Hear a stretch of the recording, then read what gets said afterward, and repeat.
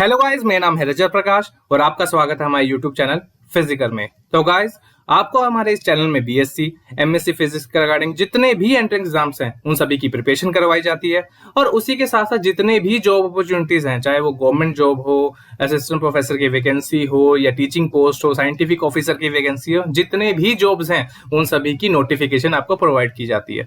तो अभी तक अगर आपने हमारे चैनल को सब्सक्राइब नहीं किया है तो सब्सक्राइब कर लीजिए, बेल के नोटिफिकेशन आइकन को जरूर प्रेस करेगा ताकि आपको आगे आने वाली वीडियोस के बारे में नोटिफिकेशन मिलती रहे और आप कोई भी अपॉर्चुनिटी को मिस ना करें।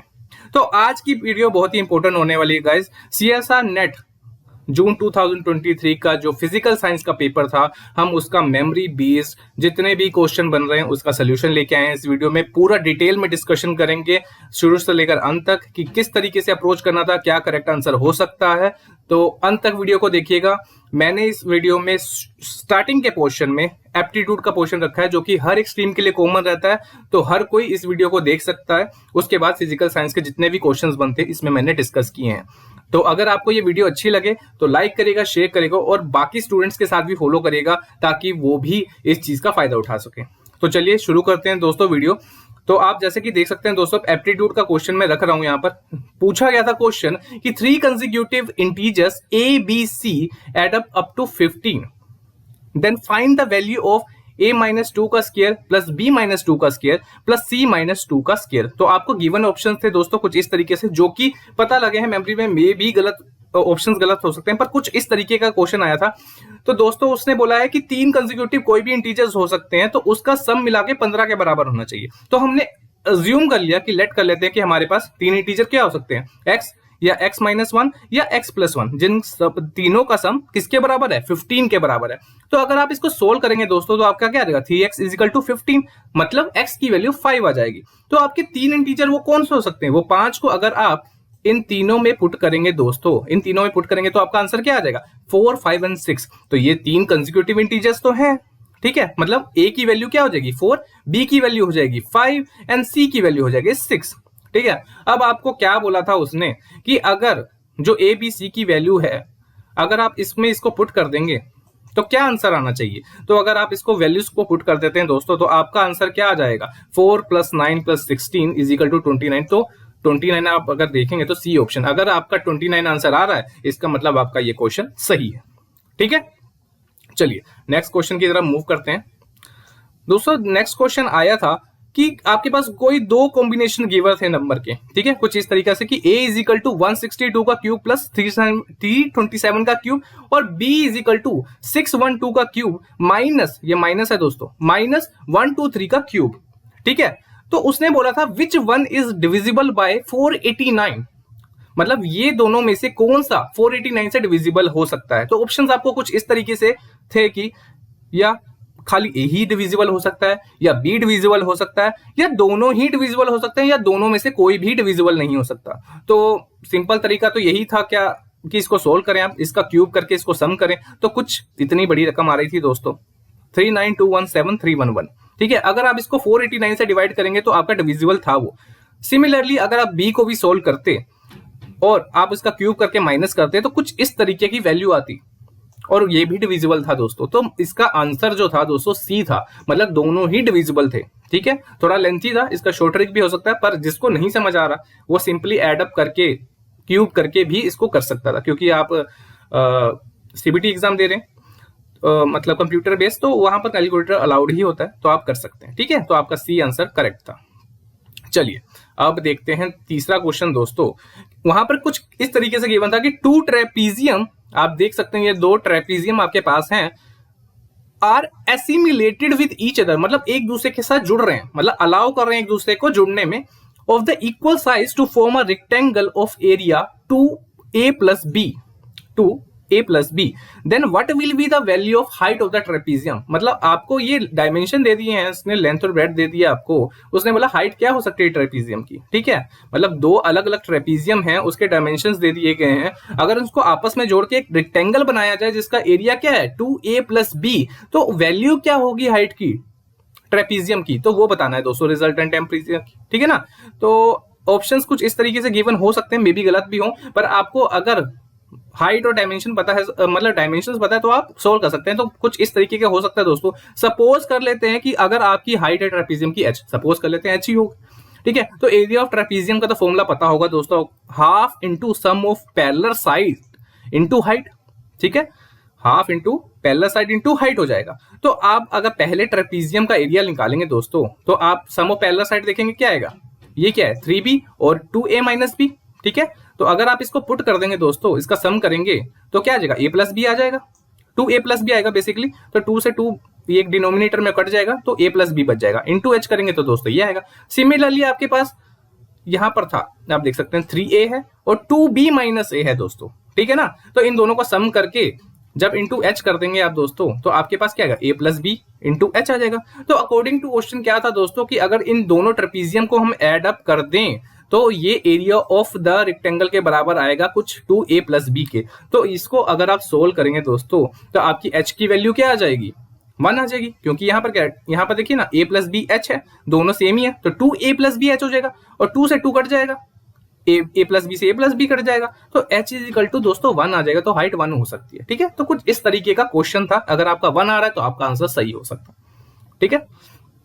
और ये बहुत ही सरल क्वेश्चन था दोस्तों। अगर आपको पता है, इसने पूछा था कि what is the sum of the internal angle of an rectangular of an regular octagon, octagon के इंटरनल एंगल का सम क्या हो सकता है, ठीक है। ये तो बहुत ही सरल क्वेश्चन था दोस्तों। अगर आप सम ऑफ इंटरनल एंगल करें तो किसके बराबर होता है, n-2 इंटू 180 डिग्री दोस्तों, ठीक है। यहाँ पर अब कितने इंटरनल एंगल्स बन सकते हैं ऑक्टागन, ऑक्टा मतलब 8 होते हैं दोस्तों। ये तो सिंपल सी बात है, तो वहीं से पता लग जाएगा n की वैल्यू क्या की 8। तो 8-2 इंटू 180 मतलब 6 इंटू 180, तो 1080 अगर आपका आंसर आ रहा है तो डी ऑप्शन को करेक्ट करना था आपको।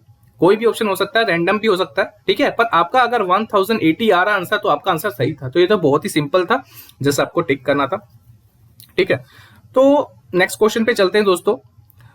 अगला क्वेश्चन कुछ इस तरीके से आया था कि अगर आपके पास if one letter each is drawn from the words cause and effect, the chance that they are the same is, ठीक है। तो प्रोबेबिलिटी वाला क्वेश्चन आ रहा है दोस्तों। यहां पर उसने बोला है कि अगर आप दोनों में से, कोज में से और इफेक्ट में से एक एक कॉमन वर्ड चूज कर लें, मतलब ठीक है ना, कॉमन मतलब एक एक वर्ड चूज कर लें, तो उनकी सेम आने की प्रोबेबिलिटी क्या है, ठीक है। तो अगर आप दोस्तों यहां से कोज में से और यहां इफेक्ट से, ठीक है, एक एक वर्ड चूज करें तो कॉमन कौन सा वर्ड है, एक तो यहाँ पर देख सकते हैं, यहाँ पर कॉमन वर्ड 2 ही है, एक तो सी है, ठीक है, एक तो सी कॉमन वर्ड है और दूसरा कॉमन वर्ड क्या है दोस्तों, ई कॉमन वर्ड है, ठीक है ना।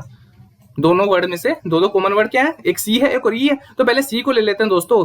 तो पहले वाले सी जो कोस में से अगर लूंगा मैं तो क्या आ जाएगा, ठीक है, 5 अक्षर का है दोस्तों कोस, तो इसमें एक है हमारा सी, तो 1/5 प्रोबेबिलिटी हो गई, ठीक है। इनटू हमारा इफेक्ट में दोस्तों कितना है, एक ही सी है और टोटल नंबर इसका कितना है 6 है ना, तो 1/5 इंटू 1/6 1/30 बन जाएगा दोस्तों सी के होने की प्रोबेबिलिटी।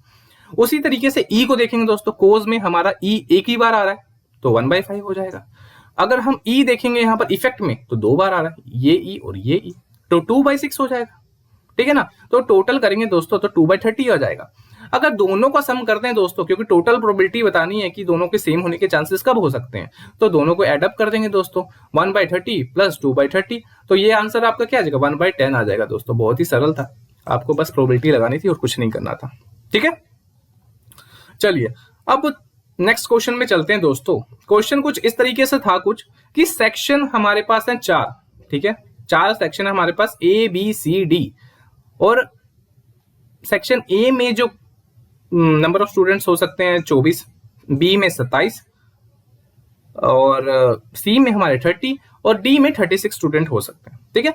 तो एक सेक्शन हमारा उसमें ये है जिसमें बॉयज एंड गर्ल्स हैं और वो अल्टरनेटिव्स बैठे हुए हैं हर एक सीट में, और मान लो 3 रोज है हमारे पास, ठीक है, 3 रोज हैं और हर एक रो में जो बॉयज एंड गर्ल्स हैं वो अल्टरनेटिवली बैठे हुए हैं, ठीक है, अल्टरनेटिवली 3 रोज में अल्टरनेटिवली बैठे हुए हैं बॉयज एंड गर्ल्स।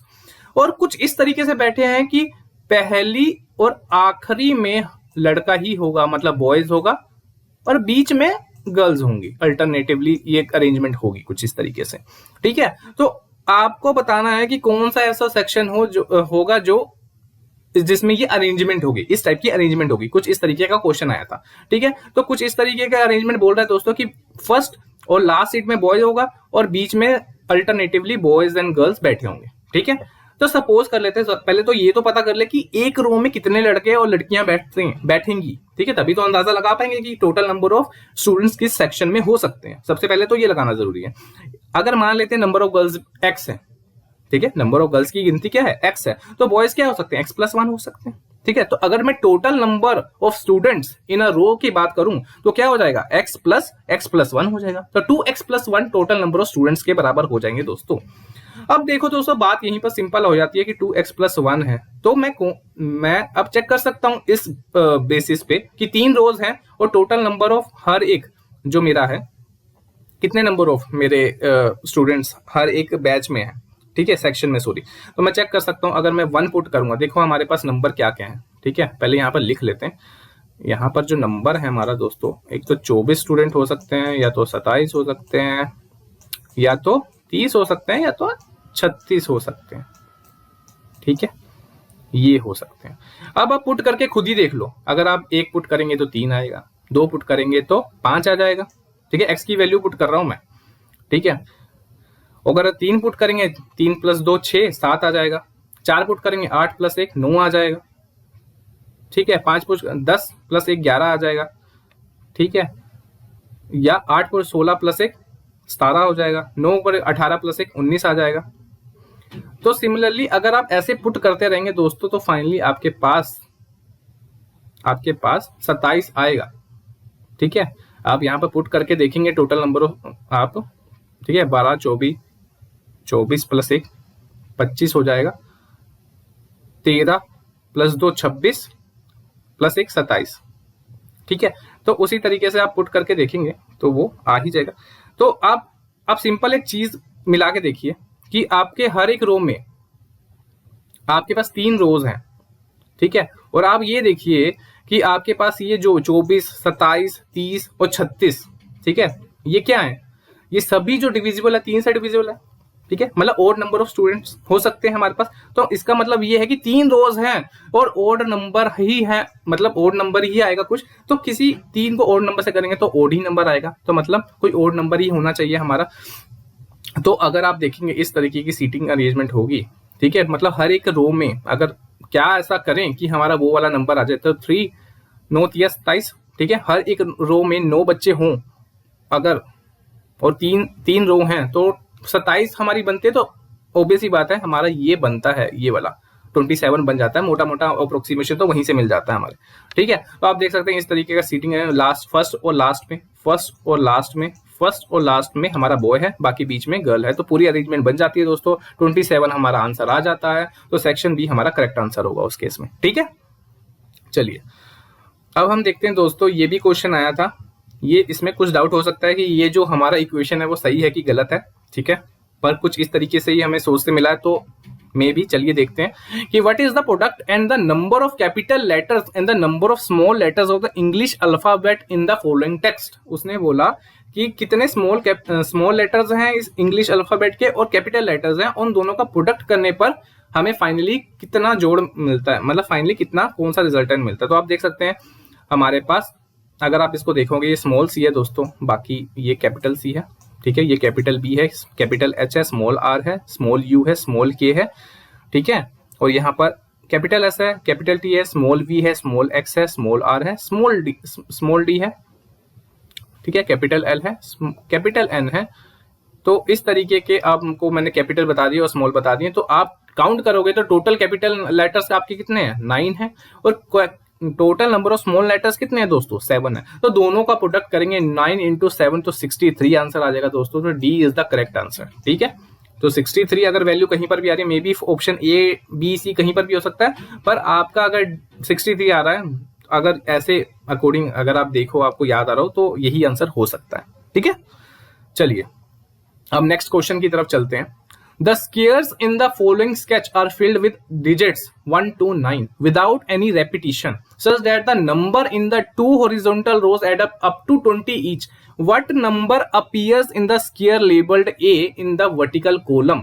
ठीक है, वर्टिकल कॉलम की बात करें, ए की वैल्यू बोल रहा है दोस्तों क्या हो सकती है, उसने बोला कि 1 से लेकर 9 तक हमने इस जो आपको ये फिगर दिख रही है उसमें फिलअप करना है, पर बशर्ते ये है कि दो जो हॉरिजॉन्टल कॉलम हैं उन दोनों में जो भी नंबर्स पुट करेंगे वो 20 उसका ऐड होके 20 सम आना चाहिए, ठीक है। और इस तरीके से अरेंज करना, और बीच का जो वर्टिकल हमारे पोर्शन है उसमें जो ए की वैल्यू हो वो क्या हो सकती है, ऐसे अरेंजमेंट करने के बाद, ठीक है। ऑप्शन आपको कुछ इस तरीके से गिवन है कि अगर A can not be assessed in the absence of the sum of the number in the column, मतलब बनता ही नहीं है सम, ठीक है, ये हो ही नहीं सकता पॉसिबल, या तो बी मतलब 3 आ सकता है या 5 आ सकता है या 7 आ सकता है ए की वैल्यू, ठीक है। तो इसको अगर आप इस तरीके का आपने अरेंजमेंट किया होगा 1 9 2 8 3 7 4 6 तो हॉरिजॉन्टल में कुछ इस तरीके से पुट किया हो और बीच में आपका 5 आ रहा हो ए की वैल्यू, तो आपका आंसर सही हो जाएगा। अब देखते हैं, चेक कर लेते हैं इसको, ठीक है। अगर आप इसका सम करेंगे, पहले वाले का सम करिए आप दोस्तों, 8 + 2 10, 10 + 9 19 और 1 20, तो ये 20 आ गया दोस्तों, ठीक है। दूसरे हॉरिजॉन्टल का चेक कर लेते हैं, 3 + 7 10, 10 + 4 14, 14 + 6 20, तो ये भी आंसर 20 आ रहा है। तो मतलब हमारा आंसर ठीक है, ठीक है। ऊपर हो दोनों, ऊपर नीचे दोनों भी हॉरिजॉन्टल जो भी हमारे पास रोज हैं उसका सम 20 के बराबर आ रहा है, तो बीच की वैल्यू यही बनेगी दोस्तों, उसका आंसर 5 ही आएगा, तो ठीक है। तो आपका 5 इज द करेक्ट आंसर। तो दोस्तों कुछ ये ऐसा भी क्वेश्चन बोला है बच्चों ने, कुछ ऐसा भी बताया है कि ऐसा कुछ क्वेश्चन आया था कि एक पर्सन है, ठीक है, तो उसके पास सामने 4 फ्रूट्स हैं, ए उसको नाम दे दिया A B C D, तो बस शर्त ये रखी गई है कि वो C और D को इकट्ठा नहीं खा सकता, मतलब कोई भी फ्रूट है C और D नाम रखा हुआ है तो उसको इकट्ठा नहीं खा सकता। तो क्या कॉम्बिनेशन बन सकते हैं सभी फ्रूट्स को लेने की, ठीक है, जिसमें C और D कॉमन नहीं आ रहा हो, ठीक है। तो A B C हमारे पास 4 फ्रूट्स हैं दोस्तों, तो सबसे पहले 3 से स्टार्ट करते हैं, मतलब 3 भी कर सकता है, ठीक है ना। तो क्योंकि C और D अब बोलेंगे 4 ले लें इकट्ठा तो C और D कॉम्बिनेशन आ जाएगा, तो इसलिए 4 इकट्ठा शुरू कर नहीं सकते, तो 3 से कर सकते हैं। तो A B C ले सकते हैं, A B D ले सकते हैं, पहले A से स्टार्ट करिए, फिर B से, फिर C से, D से, सारे के कॉम्बिनेशन बनाइए, ठीक है। फिर A B D ले सकते हैं, A B ले सकते हैं, A C फ्रूट ले सकते हैं, A D फ्रूट ले सकते हैं, B C फ्रूट ले सकते हैं, B D फ्रूट ले सकते हैं, फिर सिंगल तो इंडिविजुअली ले ही सकते हैं A B C D। तो टोटल नंबर ऑफ कॉम्बिनेशन आपके 11 बन जाएंगे दोस्तों। अगर आपने 11 आंसर लिखा है तो आपका आंसर सही है दोस्तों, ठीक है। तो नेक्स्ट क्वेश्चन जो है दोस्तों वो देख लेते हैं, find the probability to get sum results in the 3 rolls of a dice, मतलब उसने बोला है कि एक डाइस है जिसको हम 3 बार थ्रो कर रहे हैं, तो सेम रिजल्ट आने की प्रोबेबिलिटी क्या है, ठीक है, सेम रिजल्ट आने की प्रोबेबिलिटी क्या है। तो टोटल नंबर, पहले तो टोटल नंबर ऑफ कोई भी आपको प्रोबेबिलिटी का क्वेश्चन आता है तो आपको क्या होता है, number of favourable outcomes divide by total number of outcomes, ठीक है, यही होता है। पहले हम देख लेते हैं टोटल नंबर ऑफ आउटकम्स क्या बनेंगे, अगर डाइस हर बार खेलेंगे तो 6 आने की प्रोबेबिलिटी, तो 3 बार अगर उसका कर देंगे दोस्तों तो 216 प्रोबेबिलिटी है। टोटल नंबर ऑफ आउटकम्स क्या आ सकते हैं, 216 आउटकम्स आ सकते हैं। अब फेवरेबल आउटकम मतलब सेम आने की प्रोबेबिलिटी तीनों बार, मतलब तीनों बार मैंने फेंका 1 1 1 2 2 2 3 3 3 4 4 4 5 5 5 6 6 6, मतलब यही कॉम्बिनेशन बन सकते हैं, ठीक है। तो यही कॉम्बिनेशन बनेंगे दोस्तों। तो नंबर ऑफ फेवरेबल आउटकम हमारे 6 हो गए और टोटल नंबर ऑफ आउटकम 216, तो 1/36 इसका आंसर आएगा दोस्तों। अगर आप इसको सोल्व करेंगे तो 1/36, वेरी सिंपल, बहुत ही सरल क्वेश्चन था दोस्तों। अगर आपने किया तो एप्टीट्यूड तो बहुत ही सिंपल आया था। तो यहां तक एप्टीट्यूड का पोर्शन खत्म होता है दोस्तों, जितना हमें पता लग पाया, ठीक है। तो आगे फिजिकल साइंस का पोर्शन स्टार्ट हो जाता है। तो यहां से हम देखते हैं पहला क्वेश्चन जो पता लगा है, ये हमारा एटॉमिक एंड मॉलिक्यूलर स्पेक्ट्रोस्कोपी से आया दोस्तों। क्वेश्चन कुछ इस तरीके था कि 1D2 ट्रांजिस्ट कर रहा है, मतलब स्टेट चेंज कर रहा है 1P1 में, ठीक है। तो आपको total number of transition state बताना है दोस्तों, यहाँ पर चेंज हो रहा है स्टेट। तो सबसे पहले दोस्तों मे बी कोई क्वेश्चन और भी हो सकता है, ठीक है।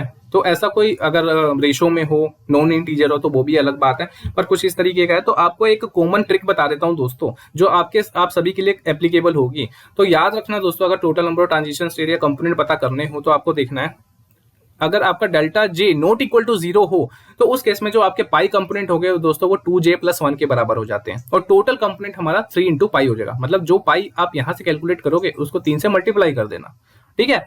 अगर आपका डेल्टा जे 0 के बराबर हो और आपका जे नॉन इंटीजर हो तो उस केस में आपकी पाई की वैल्यू आप कैसे कैलकुलेट करोगे, 2j + 1, ठीक है, 2j + 1, और फिर आप टोटल कंपोनेंट निकालना चाहोगे तो 3π - 2 कर दोगे, ओके।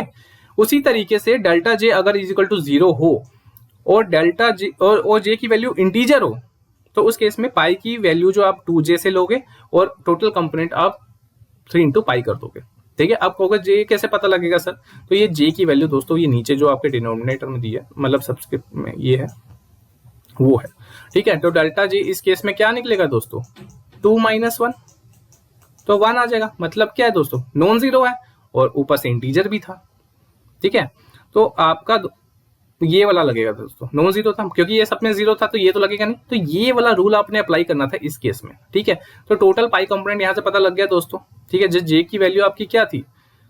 ठीक है, आपने लोएस्ट यहाँ पर क्वांटम नंबर लेना है दोस्तों। ठीक है, तो यहाँ पर 1 और 2 है, तो आप कौन सा लोएस्ट वाला लोगे? 1 लोगे। तो यहाँ पर j की वैल्यू अगर आप 1 पुट करोगे दोस्तों, 2j + 1 है, तो यहाँ पर आपकी क्या आ जाएगी? 3 आ जाएगी वैल्यू है। 3 × 3 करोगे तो क्या आएगा? 9 आएगी। Total number of transition state आपकी 9 आ जाएगी दोस्तों। अगर आपने 9 लिखा है तो आपका आंसर करेक्ट है। ठीक है, चलिए कुछ इस तरीके के साथ क्वेश्चन, ये मेमोरी बेस्ड नहीं क्वेश्चन दोस्तों, कुछ खास ये नहीं कि टोटल क्या बोला था क्या नहीं, अगर अप्रोच देख लेना सही है कि नहीं है। ठीक है, from rotational Raman spectra question वहीं से कुछ आया था दोस्तों कि find the ratio of del mu D2 और S2 दिया था, उसका रेशियो फाइंड आउट करना था। ठीक है, रोटेशनल रमन स्पेक्ट्रा जो हम फाइंड आउट करते हैं, स्टोक और एंटी स्टोक लाइंस उसमें देखते हैं, तो कुछ फॉर्मूला इस तरीके से होता है दोस्तों, del mu bar = B 4j + 6 होता है। ठीक है, तो हमने दोस्तों अब H2 दिया है, D2 दिया है, कुछ और दिया नहीं था। ठीक है, तो उसके बेसिस पर हम क्या निकाल सकते हैं? हमें तो खाली यही बताया नंबर ऑफ प्रोटॉन्स और न्यूट्रॉन इलेक्ट्रॉन्स कितने हैं इस केस में। ठीक है, तो उसको यूज कैसे करना है वो देखना है दोस्तों। अब देखिए ये हमारा जो डेल म्यू है, डेल म्यू बार हमारे किसके बराबर है दोस्तों? डायरेक्टली प्रोपोर्शनल टू B है, और B हमारा दोस्तों किसके इनवर्सली प्रोपोर्शनल होता है? म्यू के। ठीक है, ठीक, ओके। तो E = म्यू बी आपको पता है ना, E = म्यू बी आपको ये भी पता है, तो वहां से भी निकाल सकते हो कि इनवर्सली प्रोपोर्शनल तो होता ही है। ठीक है, ये चीज आपको पता है।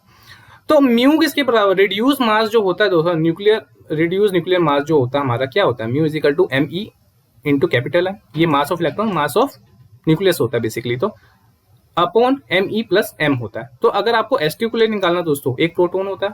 ठीक है, एक प्रोटॉन एक इलेक्ट्रॉन होता है, और ड्यूट्रॉन के केस में 2 प्रोटॉन, ठीक है, और 2 इलेक्ट्रॉन होता है। ओके, तो यहां पर आप देख सकते हैं कि अगर आप पुट करोगे तो सिंपल क्या है, अगर आप रिड्यूस मास निकालोगे S2 का, क्योंकि हम इसके B का रिलेशन निकाल रहे हैं उसके रिस्पेक्टिवली। ठीक है ना, MP × me upon MP + me। ठीक है, तो MP से आप डिवाइड कर देंगे न्यूमरेटर डिनोमिनेटर को, तो आपका बनेगा me upon 1 + me upon MP। अगर देखो आप, सिंपल सी बात है कि mass of proton is relatively greater as compare to the mass of electron. तो अगर आपका डिनोमिनेटर बड़ा है तो ऑब्वियसली बात है आपको ओवरऑल वैल्यू तो छोटी हो जाएगी, और 1 प्लस अगर आप स्मॉल वैल्यू को ऐड करेंगे तो नेग्लिजिबल चेंज ही आएगा। तो आप दोस्तों यहाँ पर इसको अप्रोक्सीमेटली इक्वल टू MeV लिख सकते हैं। सिमिलरली आप यहाँ पर देखेंगे डबल हो जाएगा मास ऑफ प्रोटॉन, दो प्रोटॉन होते हैं ड्यूट्रॉन में। ठीक है ना, तो यहाँ पर आप देखेंगे 2MP हो जाएगा हमारा। ओके, तो यहाँ पर आप अगेन वही चीज करेंगे तो अप्रोक्सीमेटली इक्वल टू Me के बराबर ही आ जाएगा। अगर आप इन दोनों का रेशियो भी लेंगे दोस्तों, Me कट जाएगा तो रेशियो हमारा 1 के इक्वल आ जाएगा। तो अगर आपका कुछ वैल्यू 1 के बराबर आ रहा है या उसके नियर बाय आ रहा है तो आपका आंसर ठीक है। ठीक है, कुछ इस तरीके का क्वेश्चन था। क्लासिकल से क्वेश्चन पूछा गया था दोस्तों कि हमारे पास एक बॉल है। ठीक है, बॉल है और उसमें एक रोड है जो कि दोनों एंड को टच करनी चाहिए एक टाइम में। ठीक है, जब भी वो प्लेस हो किसी भी जगह पे तो दोनों एंड्स को टच करनी चाहिए। वो जब भी वो रोटेट करे बॉल तो टच करनी चाहिए, चाहे वो ऐसे भी हो सकती है, ठीक है, चाहे वो इस पोजीशन में भी हो सकती है, चाहे किसी भी पोजीशन में हो सकती है। मैंने एक स्टेशनरी पोजीशन ले लिया। ठीक है, मैंने एक स्टेशनरी पोजीशन ले लिया, मान लो ये, क्योंकि हमने निकालना है डिग्री ऑफ फ्रीडम निकालना है। ठीक है, तो मान लेते हैं इस एंगल में है, वो दोनों एंड्स को टच कर रहा है, तो ये हमारा ओरिजिन मतलब सेंटर मान लेते हैं जिसकी कोऑर्डिनेट्स क्या है 0 0 0, और जो टच कर रहे हैं दो एंड्स ये वाला और ये वाला, तो एक है एंड के कोऑर्डिनेट मान लेता हूँ x1 y1 z1 और दूसरे एंड के कोऑर्डिनेट मान लेता हूँ x2 y2 z2। ठीक है, तो टोटल नंबर ऑफ कोऑर्डिनेट्स कितने हो गए दोस्तों? 3 + 3 6 हो गए। टोटल नंबर ऑफ कोऑर्डिनेट्स तो मुझे पता लग गए। अब मुझे पता करना है कंस्ट्रेंट कितने हैं। ठीक है, रुकावटें जो कहते हैं कितने हो सकती हैं। आप देखिए ये 3 रुकावटें हो सकती हैं। ठीक है, एक तो क्या हो सकता है x1 मतलब x1 - 0 का स्क्वायर प्लस y1 - 0 का स्क्वायर प्लस z1 माइनस 0 का स्क्वायर, जो कि एक कांस्टेंट के बराबर होगा कोई c। ठीक है, उसी तरीके से यहां से आप सोल्व करेंगे विद रिस्पेक्ट टू सेंटर, तो ये आपके पास दूसरा कंस्ट्रेंट आ जाएगा। और दूसरा इन बिटवीन ये दो रोड्स के बीच का भी तो कंस्ट्रेंट है, ठीक है ना। तो x1 माइनस x2 का square plus y1 minus y2 का square plus z1 minus z2 का स्क्वायर इक्वल टू c3 के बराबर होगा। ठीक है, तो तीन कंस्ट्रेंट आ गई दोस्तों, और टोटल नंबर ऑफ कोऑर्डिनेट्स क्या है 6, तो 6 माइनस 3 कर देंगे तो आपका 3 आ जाएगा दोस्तों। अगर 3 आंसर है आपका तो आपका करेक्ट है। ठीक है, अगर आपने 3 डिग्री ऑफ फ्रीडम लिखा तो आपका आंसर ठीक है। और कोई कुछ क्वेश्चन इस तरीके से भी आया था कि आपके पास कोई क्रिस्टल स्ट्रक्चर गिवन था और आपके पास मिले इंडिसेस गिवन थी कि कौन सी वो मैच करती है। ठीक है, कोई पीक्स थी कि मिले इंडिसेस की बेसिस पे कि आपको बताना कौन सा क्रिस्टल स्ट्रक्चर है। तो बेसिकली बीसीसी, एफसीसी और एफसीसी के बारे के बीच का ही था कुछ। तो अगर आप बीसीसी के बारे में, बॉडी सेंटर क्यूबिक की बात करें, अगर आपके पास जो गिवन मिले इंडिसेस है अगर उसका सम इक्वल टू इवन आ रहा है तो आप कह सकते हैं वो बीसीसी के बराबर है। ठीक है, अगर आपके पास जो मिले इंडिसेस है अगर उसका सम मतलब वो सारे ही ओड हों या सारे ही इवन हों, तो उस केस में आपका जो वो सिस्टम होगा वो एफसीसी होगा। ठीक है, तो एफसीसी मान बोल रहे हैं मोस्टली कि एफसीसी टाइप का स्ट्रक्चर ही था, कुछ ऐसा ही था कि मिले इंडिसेस ऑल ओड या ऑल इवन थे, तो उस केस में आपका एफसीसी स्ट्रक्चर हो सकता है दोस्तों। उस तरीके की पीक बन रही होगी वहां पर।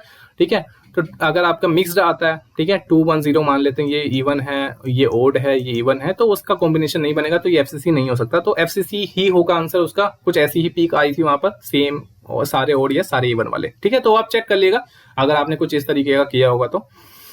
ठीक है, फिर एक क्वेश्चन आया था दोस्तों, एक हमारे पास सिलेंडर है।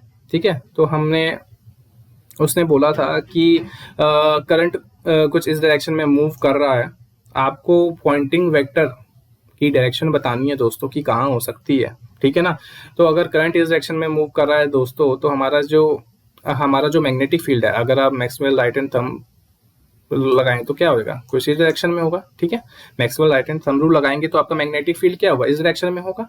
ठीक है, तो मतलब फाइव कैप के डायरेक्शन में होगा, और इलेक्ट्रिक फील्ड कहाँ मूव कर रहा होगा दोस्तों, जेड डायरेक्शन में।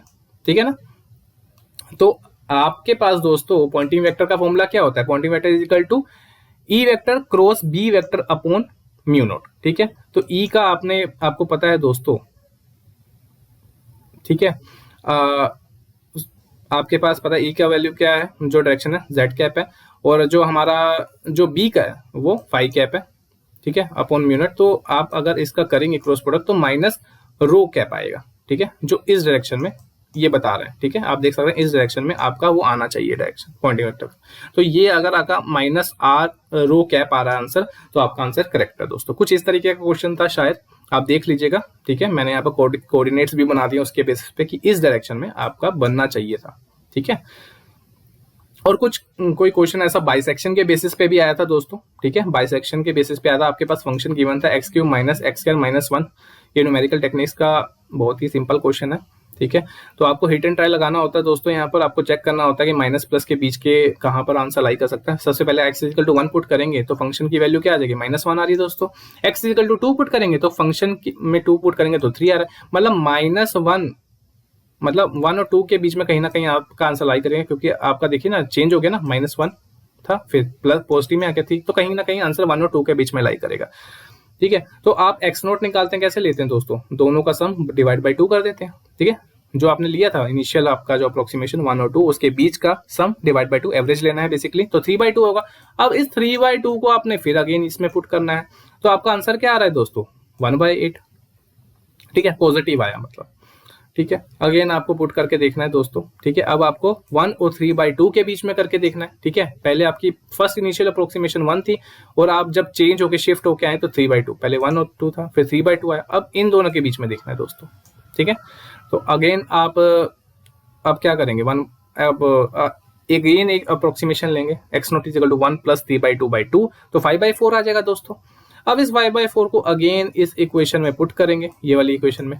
ठीक है, तो आपका क्या आंसर आ जाएगा दोस्तों, ये आंसर आपका नेगेटिव में आ जाएगा दोस्तों। तो आप देखेंगे शुरुआत में 1 और 2 के बीच में था, आपने इसका एवरेज लिया तो 3/2 आया, आप यहाँ पर आए, इसकी पॉजिटिव वैल्यू आई, ठीक है। इसका आंसर आपका यहाँ से यहाँ हो सकता है। फिर अगेन आपने 1 + 3/2 का एवरेज लिया तो 5/2 आया, उसका आंसर नेगेटिव में आया। तो इसका मतलब हमारा 5/2 और 3/2 में कहीं ना कहीं आपका आंसर लाई कर सकता है। तो अगेन आपने 5/2 + 3/2 का एवरेज लिया, ठीक है, और ये आया आपका 11/8, ठीक है। तो ये आपका फाइनल आंसर हो जाएगा दोस्तों। अगर आपका 11/8 आंसर आया है तो आपका ये आंसर ठीक है, ठीक है। चलिए नेक्स्ट क्वेश्चन की तरफ चलते हैं।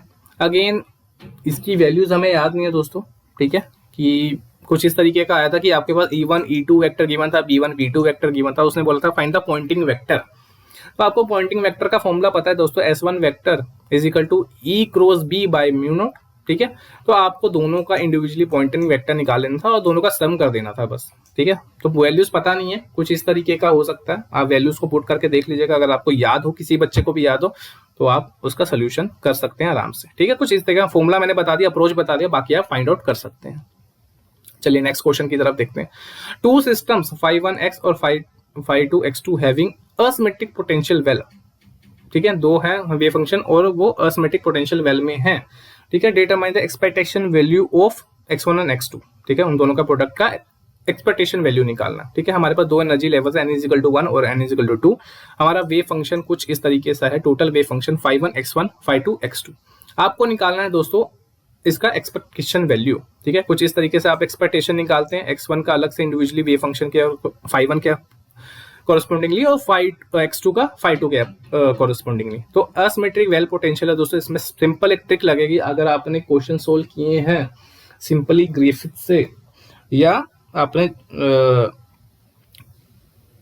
आपने ग्रिफिथ से सोल्व किया तो बहुत ही सही है, वहां पर डायरेक्ट आपने किया भी होगा। तो अगर आप देखेंगे दोस्तों, x का अगर आप एवरेज लेते हैं phi n के रिस्पेक्टिवली, ठीक है, तो उसका वैल्यू क्या होता है फॉर असिमेट्रिक पोटेंशियल वेल, तो उसकी वैल्यू डायरेक्ट आपको याद होगी दोस्तों a/2 के बराबर होगी, ठीक है। जेटली की बुक भी है, वहां से भी आप देख सकते हैं। अगर आपने क्वेश्चन सोल्व किए होंगे, आप इसको पूरा सोल्व करते हैं तो a/2 आता है। अगर वेव फंक्शन का करते हैं और सिमेट्रिक के लिए करेंगे दोस्तों तो उसकी वैल्यू क्या आ जाती है, 0 आ जाती है, ठीक है। तो आप देखेंगे दोस्तों कि क्योंकि हमारा असिमेट्रिक पोटेंशियल वैल्यू और दोनों की एवरेज निकालनी है अलग अलग से, ठीक है। phi1 है phi2, कोई भी हो, phi2 हो, phi3 हो, phi4 हो, सो ऑन हो, अगर सेम है, अगर आप सिंपल x की वैल्यू का एवरेज निकाल रहे हैं दोस्तों, तो a/2 ही आएगा असिमेट्रिक पोटेंशियल वैल्यू के लिए। तो a/2 करेंगे दोस्तों तो a²/4 आ जाएगा, सिंपल आंसर है, ठीक है। कोई ज्यादा सोल्व करने की जरूरत ही नहीं थी, डायरेक्ट क्वेश्चन था कि आपके पास जो पूछा था यहाँ पर इसका एवरेज, तो वो a²/4 आ जाता दोस्तों, ठीक है। तो बहुत ही सिंपल क्वेश्चन था। चलिए नेक्स्ट क्वेश्चन देखते हैं।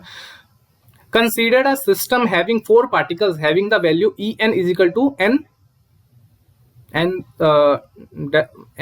अपसाइलन बोल लेते हैं, where n is equal to 0 1 2 3 so on, कुछ भी हो सकता है। सपोज कर लेते हैं कि कोई मैग्नेटिक फील्ड अप्लाई किए इन पार्टिकल्स में और ये सारे जो पार्टिकल्स हैं हमारे 4 के 4 वो पोलराइज हो गए हैं। पोलराइज होने का मतलब है कि मान लो पहले पॉजिटिव में थे तो नेगेटिव में हो जाएंगे, नेगेटिव में थे तो पॉजिटिव में हो जाएंगे, ठीक है, पोलैरिटी चेंज हो जाएगी।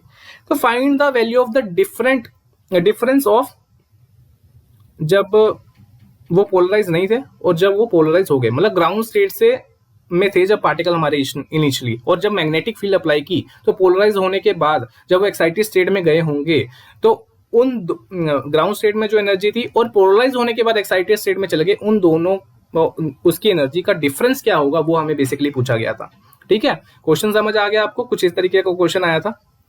तो वो आपके पास 4 पार्टिकल हैं दोस्तों, ठीक है। तो अगर आप individually n is equal to 1 put करेंगे, 2 3 4, तो 1 2 एप्सिलॉन 3 एप्सिलॉन 4 एप्सिलॉन, ठीक है, कुछ इस तरीके, सॉरी 0 से पुट करेंगे ना, sorry n is equal to 0 1 2 3, तो n is 0 epsilon 2 epsilon 3 epsilon. तो 4 पार्टिकल दोस्तों, पोल एक्सक्लूजन प्रिंसिपल तो फॉलो हो गई, ठीक है, सेम स्पिन के ऑपोजिट स्पिन होंगे और रूल भी फॉलो होगा।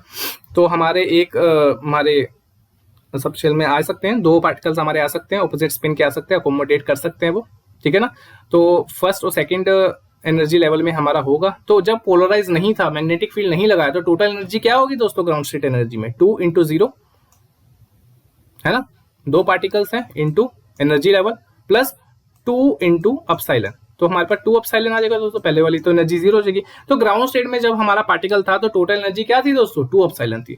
जब मैग्नेटिक फील्ड लगाया, पोलराइज हो गया, तो उस केस में हमारी एनर्जी क्या होगी दोस्तों, ठीक है, उस केस में हमारी एनर्जी क्या होगी, तो 4 पार्टिकल्स हमारे क्या हो जाएंगे, मतलब फिर सेम स्पिन के हो जाएंगे दोस्तों, ठीक है। और एक हमारे सब शेल में हमारे, ठीक है, सेम स्पिन के नहीं हो सकते, इसलिए वो डिफरेंट डिफरेंट हमारे एनर्जी लेवल्स में डिस्ट्रीब्यूट हो जाएंगे। तो आप देख सकते हैं टोटल एनर्जी अगर आप निकालेंगे जब पोलराइज हो गया तो 0 अपसाइलन, 2 अपसाइलन, 3 अपसाइलन हो जाएगा, ठीक है। सबको ऐड करेंगे तो 6 अपसाइलन हो जाएगा।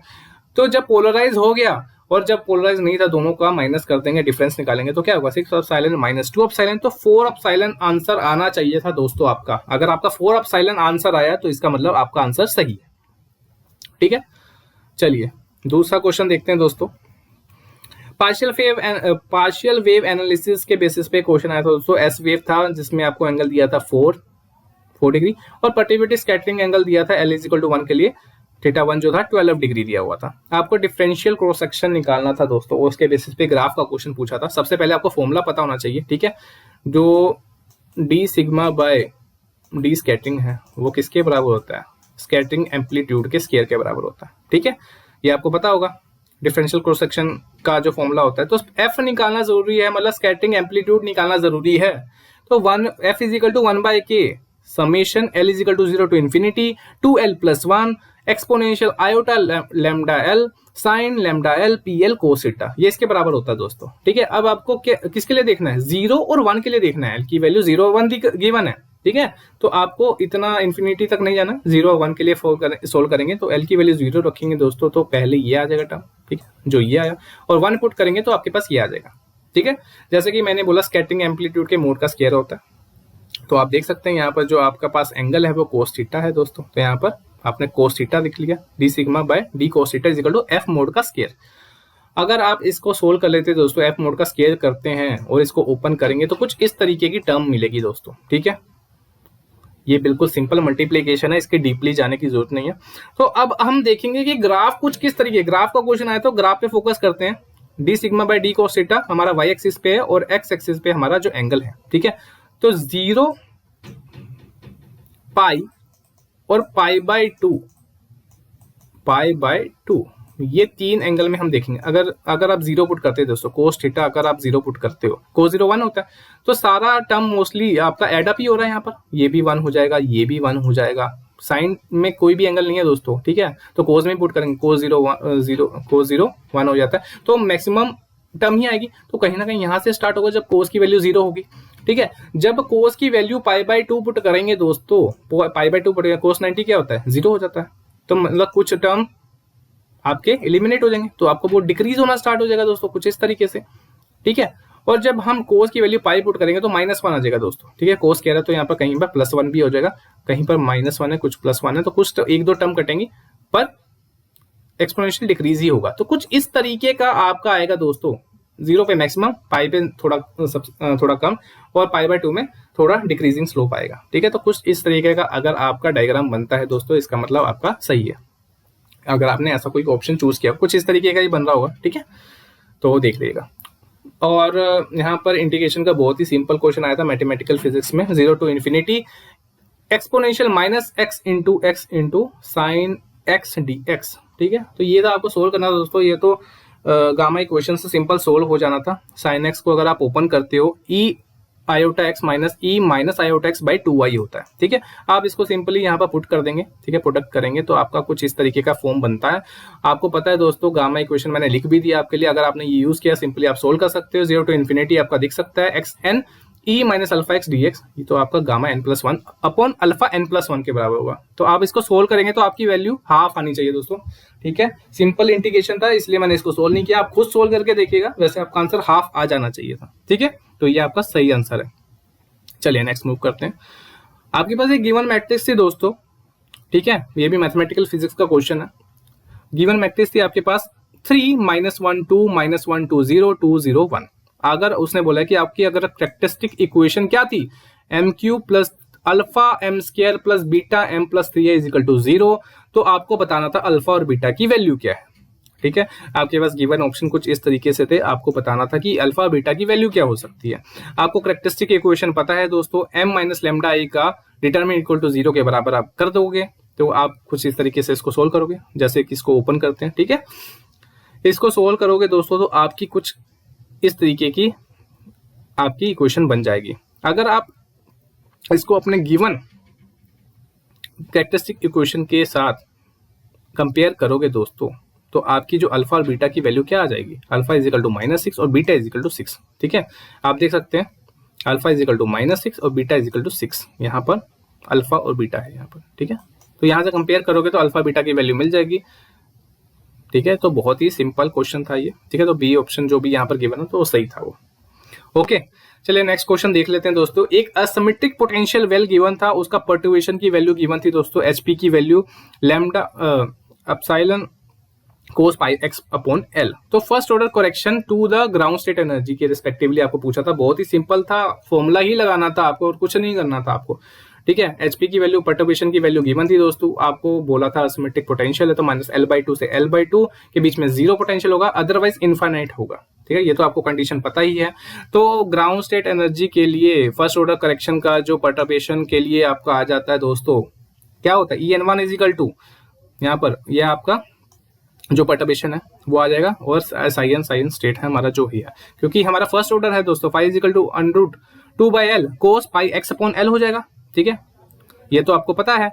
और उसके बाद अगर आप दोस्तों अगर आप दोनों तरफ से ऐसा करोगे, ठीक है, अगर आप ये कर देते हो तो क्या होगा, 2/L कट जाएगा क्योंकि अंडर रूट हो जाएगा। ठीक है, ये कोस स्क्वायर हो जाएगा दोस्तों, और आपके पास कोस स्क्वायर हो जाएगा। ठीक है, और जब आप जो पर्टिबिट वैल्यू है आपकी, जो ये है मतलब ये वाली वैल्यू, इसको लेके आओगे तो 2/L -L/2 क्योंकि उसके बीच में असिमेट्रिक पोटेंशियल वही आपका है, उसके बीच का -L/2 तो आपके पास कुछ इस तरीके की वैल्यू हो जाएगी। तो ये क्या हो जाएगा, कोस क्यूब पाई एक्स अपॉन एल हो जाएगा दोस्तों। ठीक है, तो आपके पास फॉर्मूला है दोस्तों, आपको पता होगा मैथमेटिक्स में, cos theta is equal to किसके बराबर होता है, 4 cos cube theta minus 3 cos theta. ठीक है, वहां से आप कोस क्यूब थीटा की वैल्यू निकाल सकते हैं, cos theta plus 3 cos theta by 4। तो इसको सिंपली यहाँ पर इंप्लीमेंट करिए, क्योंकि कोस क्यूब थीटा बन रहा है, थीटा की वैल्यू क्या है दोस्तों आपके पास यहाँ पर पाई एक्स अपॉन एल है। ठीक है, तो यहाँ पर सिंपली पुट करिए, इसको सोल्व करिए। यहाँ पर मैंने क्या कर दिया दोस्तों, इसको इवन इंटीजर है बना दिया था इसको, तो यहाँ पर आप कर सकते हैं 0 to L/2 कर देंगे, यहाँ पर 2 से मल्टीप्लाई हो जाएगा, तो यहाँ पर 4 हो जाता है दोस्तों, क्योंकि नीचे 4 आ रहा था तो 4 से 4 कैंसिल हो जाता, तो आपके यहाँ पर देख सकते हैं एप्सिलॉन/L है, दैट्स व्हाई। ठीक है, कंफ्यूज नहीं होना कि यहाँ पर -L/2 कहाँ गए, इवन इंटीजर का कारण, कोस की टर्म है तो इवन ही है, तो यहाँ पर 0 to L/2 कर दिया और 2 मल्टीपल हो गया था तो 4/4 कट गया वो। ओके, तो यहाँ पर आप सोल्व करेंगे दोस्तों, का आपका आंसर आ जाना चाहिए 8/3π। ठीक है, बहुत ही सिंपल कैलकुलेशन है, आपको इसकी PDF मिल जाएगी डिस्क्रिप्शन बॉक्स में, हमारा टेलीग्राम चैनल भी है, वहां पर आपको अपलोड मिल जाएगा, वहां पर भी कर दूंगा मैं। ठीक है, वहां पर भी सोल्यूशंस वगैरह मैं अपलोड करता रहता हूँ। ठीक है, और बाकी नोटिफिकेशंस भी, तो आप उसको भी ज्वाइन कर सकते हैं। ठीक है, तो यहाँ पर एक और क्वेश्चन था, रेडियल प्रोबेबिलिटी डेंसिटी के बेसिस पे कोई क्वेश्चन पूछा गया था। ठीक है, कुछ कह रहे हैं कि R की वैल्यू कुछ गिवन थी 2 - R/A एक्सपोनेंशियल -R/2A, तो RNL मतलब R2 0 गिवन था दोस्तों, मतलब N की वैल्यू 2 थी और L की वैल्यू 0 थी। ठीक है, अगर आप रेडियल प्रोबेबिलिटी निकालते हैं दोस्तों, ठीक है, रेडियल प्रोबेबिलिटी निकालते कैसे निकालते हैं, N - L - 1 करते हैं तो 1 आ जाता, वरना 1 पीक आएगी, वहां पर एक बड़ी सी 1 पीक आएगी वहां से, पर प्रोबेबिलिटी डेंसिटी पूछा है तो वो क्या आएगा, RNL का मोड का स्क्वायर इंटू R स्क्वायर, वो रेडियल प्रोबेबिलिटी डेंसिटी होती है, ρR जिसको आप बोलते हो, तो RNL का स्क्वायर मोड का स्क्वायर इंटू R स्क्वायर कर दोगे तो रेडियल प्रोबेबिलिटी डेंसिटी पता लग जाएगी आपकी। तो कुछ जो फर्स्ट पीक आई, जो मैक्सिमम पीक आई है कुछ इस तरीके से, जो R = 1 में आ रहा था, जो बढ़ेगी कुछ इस तरीके से, वो है यही आएगी दोस्तों। तो अगर आपका कुछ इस तरीके का डायग्राम आ रहा है, ठीक है, जो पूछा गया था, तो आपका आंसर ठीक है। ठीक है, कुछ नियर बाई इसी तरीके का आ रहा होगा। ठीक है, या मे बी कुछ इस तरीके का हो सकता है, ऐसा भी हो सकता है। ठीक है, नियर बाय ऐसे ही बनेगा कुछ कुछ। ठीक है, तो वो ध्यान से देख लीजिएगा, आपका आंसर ठीक होगा।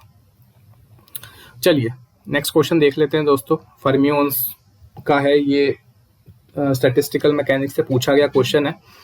For a system of particle with energy En = n² E0, where n की वैल्यू क्या है दोस्तों, 1 2 3, यहाँ पर n स्पिन n पार्टिकल्स हैं जिसका स्पिन क्या है 3/2 फर्मियोन्स, और यहाँ पर n पार्टिकल्स हैं जिनका स्पिन हाफ फर्मियोन्स भी है। तो उसने बोला इन दोनों का रेशियो निकालो, एनर्जी ऑफ फर्मियोन्स जिसका स्पिन 3/2 है और फर्मियोन्स जिसका एनर्जी हाफ है।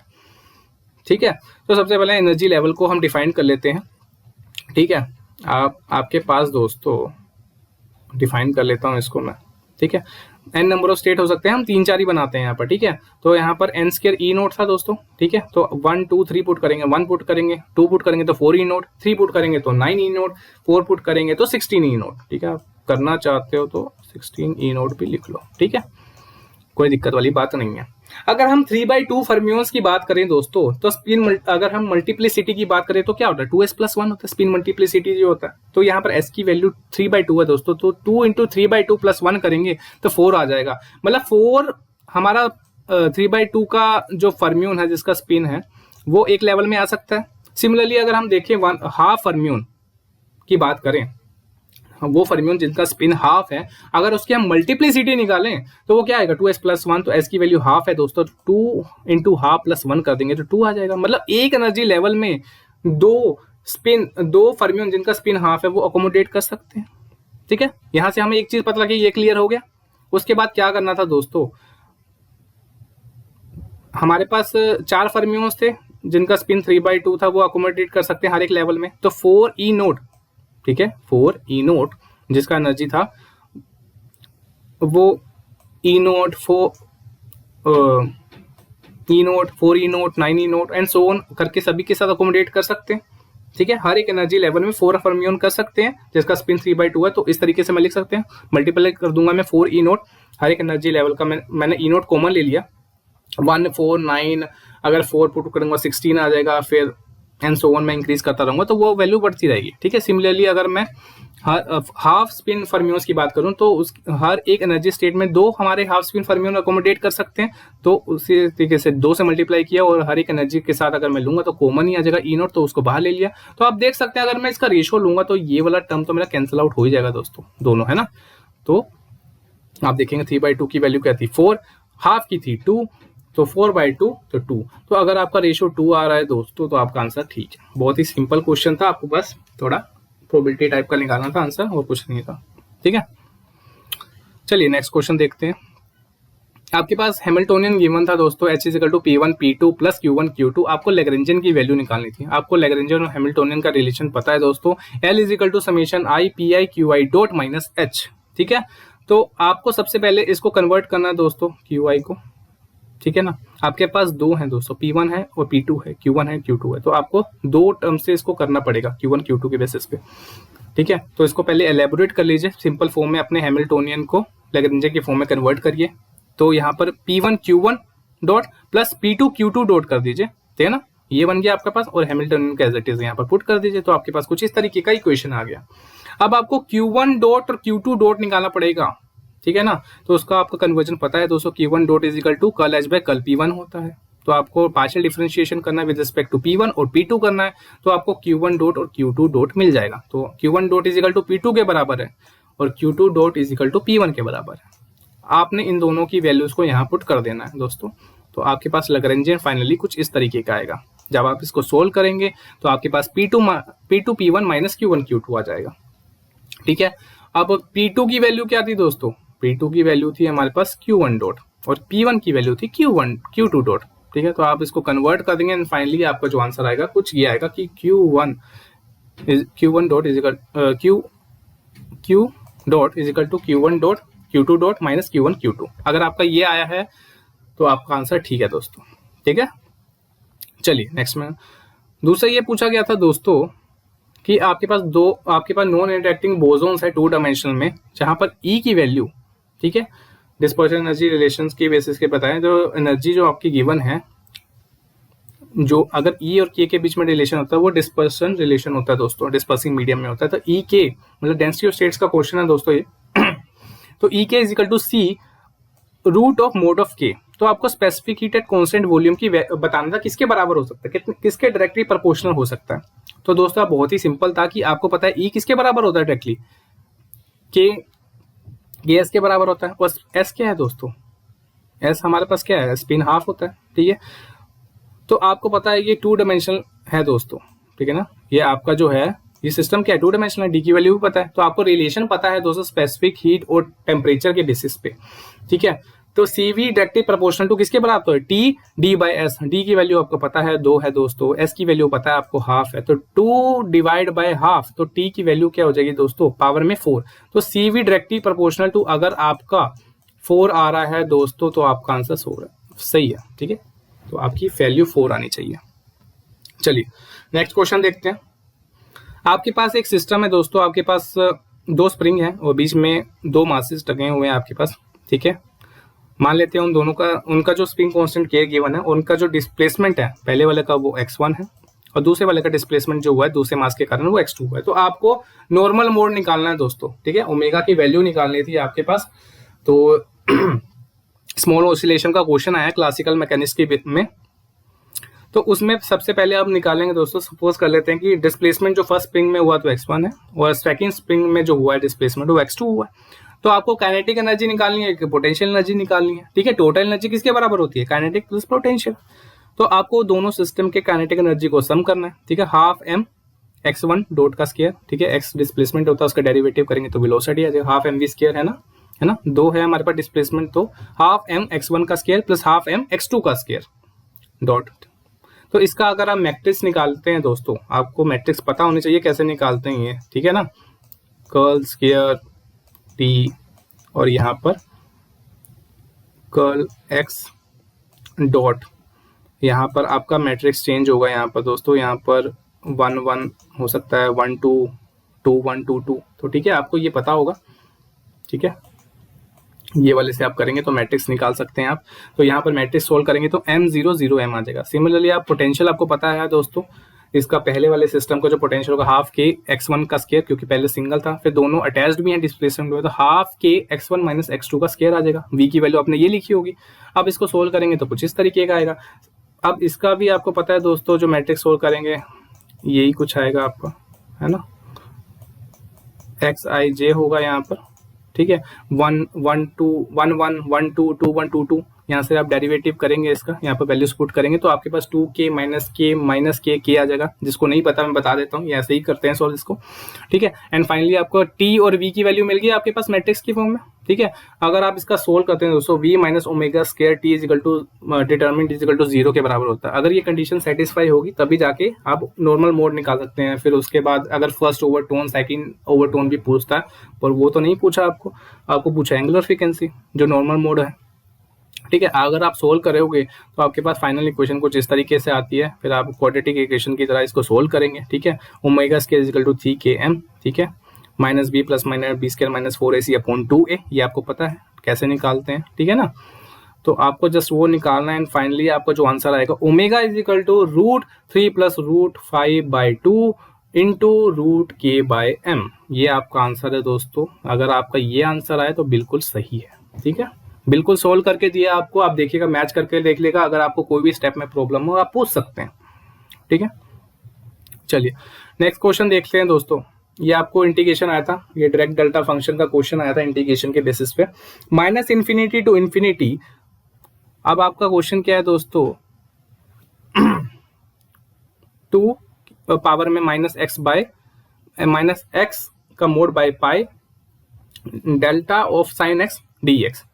ठीक है, तो डेल साइन x का जो है एलेबोरेशन आपको पता है दोस्तों, del x plus 2 pi plus del x plus pi plus del x plus del x minus pi plus del x minus 2 pi and so on. ठीक है, तो अगर आप इसमें पुट कर देंगे दोस्तों तो कुछ इस तरीके से इसका एलेबोरेशन होगा।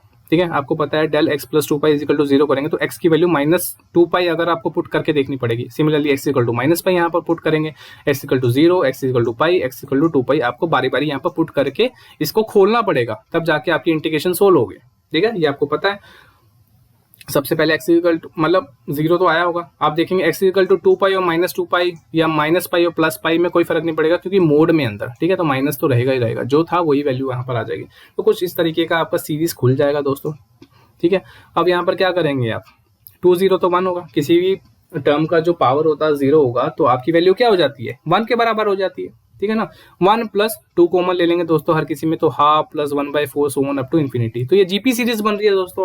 आपको पता है a प्लस क्या होता है उसका, वो खोलते a प्लस 1 माइनस r होता है, आपको पता है।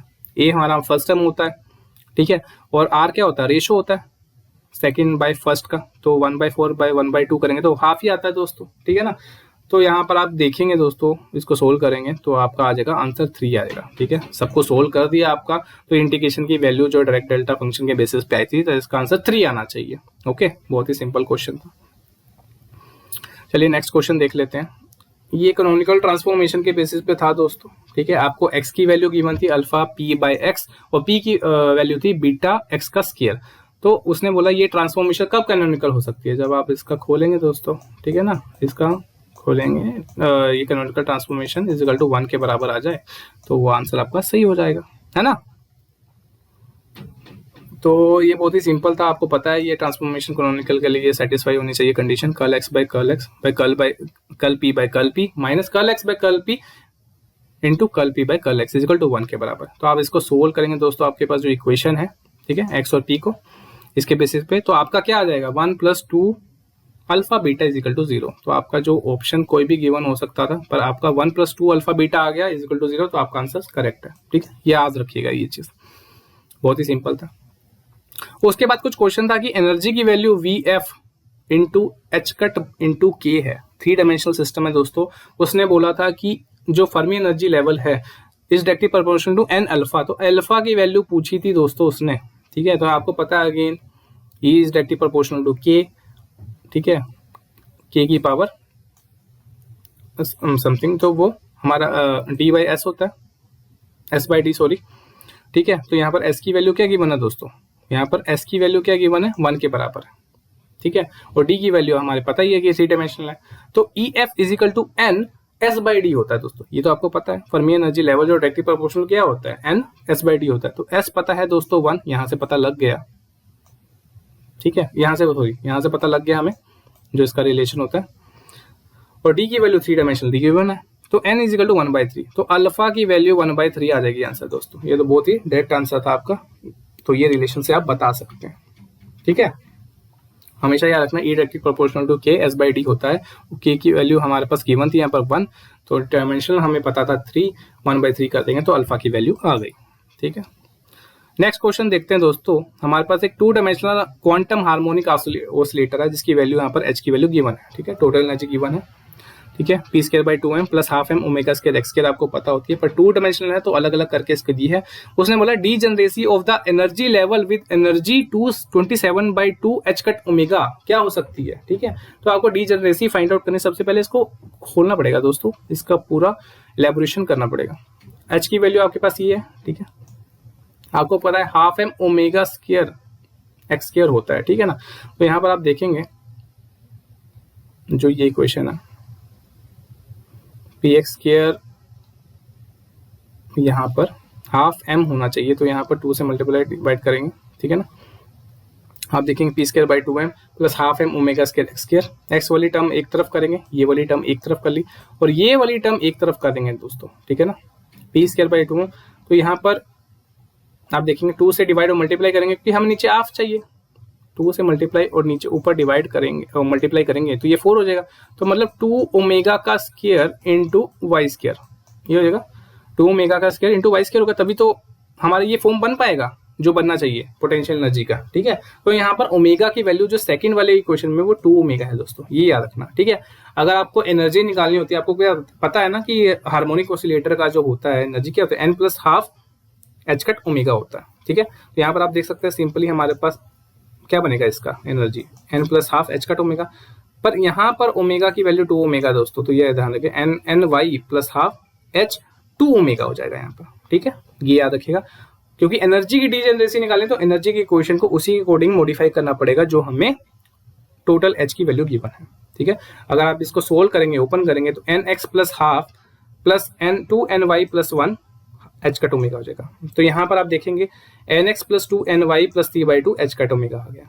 तो उसने बोला था जो भी आपकी एनर्जी होगी वो किसके बराबर होगी दोस्तों, 27, जो डीजनरेसी की वैल्यू है वो 27/2 एच कट ओमेगा के होगी, ठीक है। मतलब 27/2 एच कट ओमेगा कितनी कब आएगा, मतलब ये एन एक्स और एन वाई की वैल्यू कितनी बार चेंज होने पर ये वैल्यू आएगी हमारी, मतलब डीजनरेसी क्या है कि सेम एनर्जी लेवल्स आएंगे हमारे, सेम एनर्जी वैल्यू आएगी हमारी। इसको अगर मैं अगेन सोल्व करता हूँ दोस्तों, ठीक है ना, एच कट कट जाएगा यहाँ से, ठीक है, 3/2 यहाँ जाएगा, तो फाइनली हमारे पास N X plus 2 N Y is equal to 12 के बराबर आ जाएगा। अब मैंने एन एक्स और एन वाई की वैल्यू मेरे को चेंज करनी है कुछ इस तरीके से कि हर बार कॉम्बिनेशन सम करने के बाद मेरा जो भी इसमें वैल्यू पुट करूंगा वो 12 आना चाहिए, ठीक है। अगर मैं एन एक्स की वैल्यू 12 और एन वाई की वैल्यू 0 पुट करता हूँ तब भी 12 आएगा। nx की वैल्यू 10 और ny की वैल्यू 1 पुट करता हूँ तब भी 12 आएगा। nx की वैल्यू 8 और ny की वैल्यू 2 पुट करूंगा तब भी 12 आएगा। 6 nx की वैल्यू 6 और ny की वैल्यू 3 तब भी 12 आएगा, एंड सो ऑन। तो ये टोटल कॉम्बिनेशन 7 है दोस्तों, जिससे हमारा यही हमारा एनर्जी वैल्यू आएगी जो गिवन थी। तो डी जनरेसी इसकी 7 है। अगर आपने 7 वैल्यू 7 आपने आंसर लिखा है तो आपका आंसर ठीक है दोस्तों, ठीक है। तो ये थे कुछ क्वेश्चन दोस्तों जो हमें पता लगे, वो सारे के सारे मैंने यहाँ पर डिस्कस किया आपके साथ। जितने भी और क्वेश्चन आएंगे मैं फर्दर अपडेटेड वीडियो बनाऊंगा इसके रिलेटेड। अगर आपको ये वीडियो अच्छी लगी हो दोस्तों तो लाइक जरूर करिएगा, शेयर करिएगा दूसरे स्टूडेंट्स के साथ भी, ताकि वो भी अपने आंसर्स को चेक कर सकें, ताकि ये रिलीफ मिलता है कि पता लगे कि किस तरीके से हमने क्वेश्चंस को अटेम्प्ट किए हैं। तो और भी एजुकेशनल वीडियोस बनती रहेंगी, बीएससी एमएससी का जो भी एंट्रेंस एग्जाम है उसके रिलेटेड हम कंटेंट को डालते रहेंगे। और अगर आपको आप हमारी प्लेलिस्ट को भी चेक कर सकते हैं, उसमें भी आपको बहुत सारे मिल जाएंगे। पार्टिकल फिजिक्स हमने कंप्लीट कर रखी है, क्लासिकल मैकेनिक्स के कुछ कंसेप्ट्स, इलेक्ट्रोस्टैट्स भी हमने कवर अप किया है, और क्वांटम मैकेनिक्स भी हमने टूल्स ऑफ क्वांटम मैकेनिक्स तक किया है। तो वो भी आप देख सकते हैं अगर आपको हमारा कंटेंट अच्छा लगता है। बिल्कुल बेसिक से लेकर एडवांस लेवल तक हम सारी चीज़ों को डिस्कस करते हैं। तो अगर आपको अच्छा लगता है तो जरूर सब्सक्राइब करिए, ताकि आपको आगे आने वाली वीडियोस के बारे में नोटिफिकेशन मिलती रहे। तो आपको मिलता हूं दोस्तों नेक्स्ट वीडियो में। Till then, good bye.